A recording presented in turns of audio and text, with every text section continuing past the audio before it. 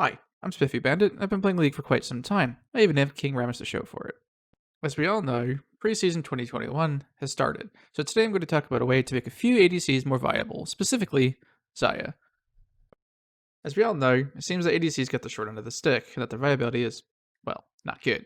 Being replaced in bot lane by mages like Swain, Brand, and once again Ziggs and Syndra, at least it appears that way to me. A few standout ADCs like Jhin, but for the most part they seem weak. Now I'm here to explain the one item that truly changes the way you can build and play a few of the ADCs. It's been a few weeks since the items have come out, and to me, Ravenous Hydra seems extremely strong. The effect of the item now applies on ability damage, as well as auto attacks, ranged or melee. Even working on AoE abilities like Gangplank Barrels, which can give his early wave clear an even bigger push into being great. Machine and Hydra, it allows you to clear an entire minion wave without any trouble. Unlike where if he goes Essence Reaver first, he needs roughly another 30 AD before his level 2 barrels with level 4 Q will kill the back wave. As you can see, with an Essence Reaver and Pickaxe, it's not enough. But this was about ADCs, right? Not Gangplank or other bruisers like Renekton, who already would potentially build it. Well, one of the easiest examples to look at is Jinx. The rocket's already splashed, so this is a solid item on her. With Runons, it makes her already powerful AoE rockets stronger. Now the Runons rockets do not actually apply the Hydra effect, even though it shows they do. But they do apply her rocket AoE, allowing her to one-shot the entire back wave of minions. So, very powerful for keeping your lane shoved, so you can apply pressure elsewhere, or just for farming if you are being shoved in constantly yourself. Well, Jinx was the first AD that this item came to mind with being abusable. She is not the star in my eyes, as mentioned. To me, the bird is once again becoming the word. All of her abilities will proc Hydra on every enemy it comes in contact with, so both her hits of her Q will apply to everything, her E and her R, and of course every single enemy hit by her passive. This one item alone gives her clear potential beyond any ADC at one item in my experience. You can, as shown here, clear an entire wave with 2 abilities and a few auto attacks in literal seconds. Well, great you say, but she would fall off doing damage towards the late game, right? Well, no. Due to this farming ability, you have higher CS potential and forcing the enemy into turret, so they are more likely to miss CS as well. Plus, you will have the ability to roam and do things like Dragon. On top of being able to roam and do Dragon, your teamfight damage even at only one item is pretty strong. But this build really starts to shine at 2 items. After you complete the Hydra, you go on to buy another non-ADC item. Can you guess what it is? Well, I'll tell you. It's Eclipse.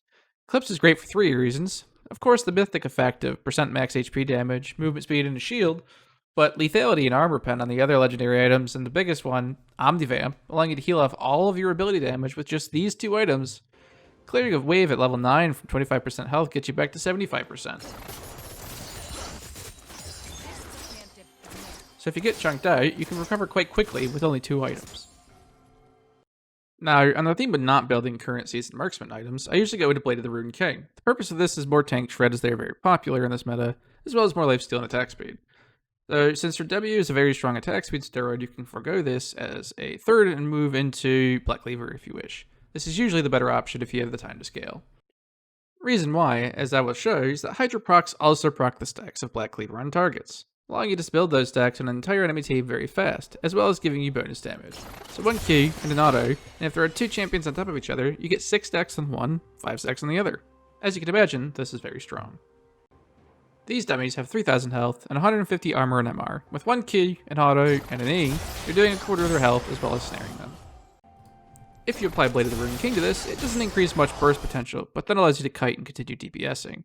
But all of this was only with 2 champions, so let's go back to no Blade of the Ruined King and 4 champions. 3 close and 1 a little bit away. Now again, this is all 3000 HP with 150 armor and MR. A very tanky team comp, I would say. Just your ult and E alone will chunk them down a good amount. But what if you could get a Q, auto, and an E off? Well, it does the same damage. Seems strong, but hey, what about that Omnivamp thing? With that same 1 Q, 1 auto, and your E, you get 15 and 20% health back. But wait, this is all with just enemy champions. This all gets compounded if there are minions or jungle creeps around as well. Not everyone is a tank though. Here's a dummy in similar stats to Xayah here at level 12. As you can see, the burst on non-tanks is immense as well. Once again, made stronger by enemies around them. Basically, this whole video is to show how Xayah and ADC can be built differently. And my is made viable as a ranged AD caster. No, this will not work in every team comp. It is a very team fight or split push focus build. But it does seem very strong. And of course, this is only 5 items including boots. So the last item is a situational item, unlike current ADC builds where you want to build 5 crit items plus boots. This is giving you the option to go Kenpo Chainsword if they have a lot of healing, Guardian Angel if you need a res, Silvermere Dawn for the QSS effect, or most anything you could definitely use defensively or even offensively.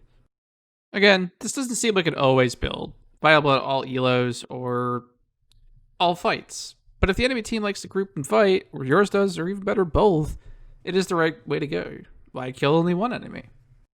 But all in all, with the preseason, I just wanted to tell you, yeah, you, try thinking outside the Shaco box. Oh yeah, like, comment, subscribe, I think. Something like that. Oh wait, no, you're supposed to smash it. Sorry, just smash what I just said.